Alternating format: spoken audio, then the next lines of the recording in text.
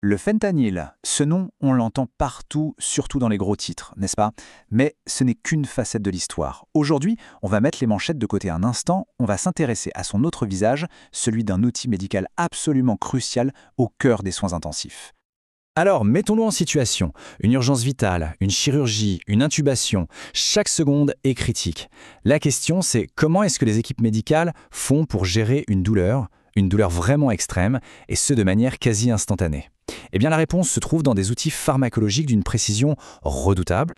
Et c'est exactement ça le défi. Parce que dans ces moments-là, les moments vraiment critiques, gérer la douleur, ce n'est pas du tout une question de confort. Non, c'est bien plus que ça.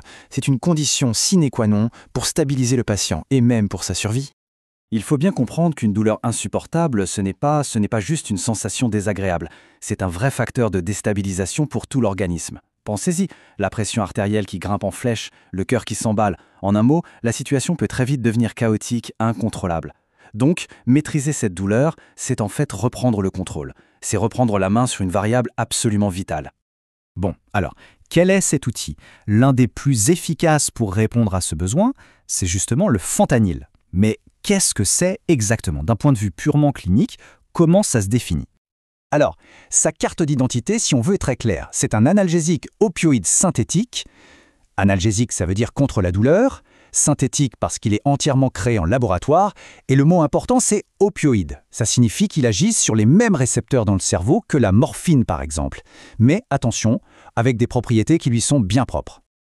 Ok, mais concrètement, comment ça marche? Le terme un peu technique, mais qui est la clé de tout, c'est agoniste des récepteurs mu-opioïdes. Pour faire simple, on peut imaginer que notre système nerveux a des sortes de serrures, ces fameux récepteurs. Le fentanyl, lui, c'est une clé qui vient se fixer sur ces serrures et qui les active pour déclencher son effet antidouleur. Allez, décortiquons ça étape par étape. Premièrement, la molécule de fentanyl va se lier, se clipser sur ces fameux récepteurs mu. Deuxièmement, une fois en place, elle va bloquer les autoroutes de la douleur, ces voies qui envoient le signal jusqu'au cerveau. Résultat, le cerveau ne reçoit plus l'information de la même façon, il ne perçoit plus la douleur comme avant. Et enfin, quatrième point qui est absolument crucial et donc surveillé de très très près, ça induit un ralentissement général du système nerveux. Et ça inclut la respiration. Et la vitesse à laquelle tout ça se passe, c'est juste impressionnant. On parle d'1 à 5 minutes. C'est tout. Le temps que ça prend pour que le fentanyl fasse effet. Dans une situation critique où vraiment chaque seconde compte, cette rapidité, ce n'est pas un confort, hein. C'est une question de vie ou de mort. Mais ce qui est aussi intéressant, c'est que son action, aussi puissante soit-elle, est assez courte. 30 à 60 minutes, pas plus. Et ça, c'est un avantage énorme. Ça donne aux équipes médicales une fenêtre d'action très précise, un contrôle total sur la durée de l'effet. C'est essentiel pour pouvoir ajuster le tir en temps réel. Forcément, un produit aussi puissant et aussi rapide, ça ne s'utilise pas n'importe comment. Ça demande une précision d'orfèvre. On n'administre jamais le fentanyl de façon standard. C'est vraiment de la haute voltige, un instrument de très très haute précision. Et quand on parle de précision, c'est vraiment fascinant à voir.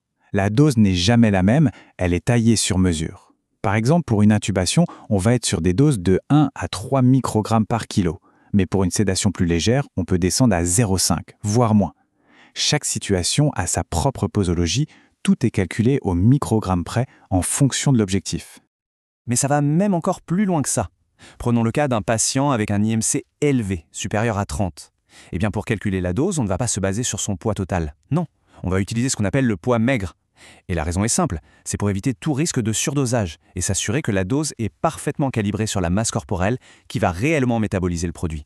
C'est vraiment de la pharmacologie de haute précision.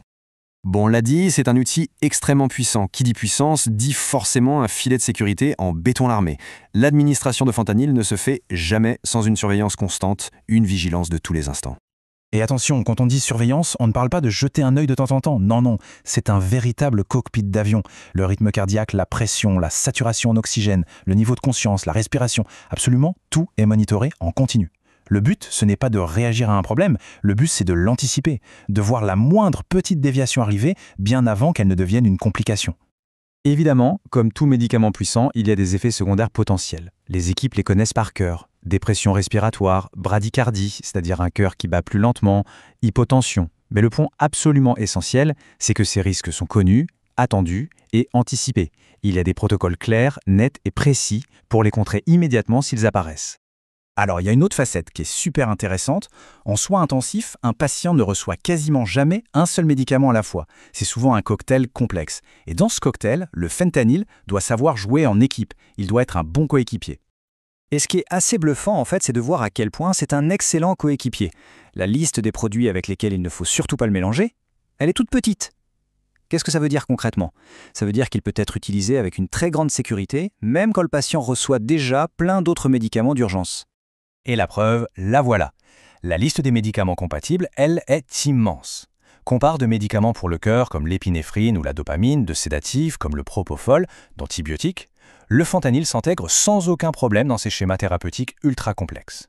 Et c'est cette polyvalence qui en fait un allié si précieux et si fiable dans les situations les plus critiques. Donc, si on devait résumer, le portrait clinique du fentanyl, c'est vraiment celui d'un outil de haute précision, presque un scalpel pharmacologique. Il est puissant, il est rapide, il est précis, et son utilisation est encadrée par un niveau de contrôle et de surveillance absolument maximal. Son but? Soulager des douleurs extrêmes et bien souvent aider à sauver des vies. Et tout ça, ça nous amène à une question un peu plus large, une réflexion de fond. L'histoire clinique du fentanyl, c'est l'histoire d'un outil d'une valeur inestimable entre les mains de professionnels. Alors la question se pose, comment fait-on en tant que société pour gérer cette dualité? Comment trouver l'équilibre parfait entre le bénéfice immense d'un médicament aussi puissant et le risque qu'il représente par ailleurs? C'est une question qui au final dépasse largement les murs de l'hôpital.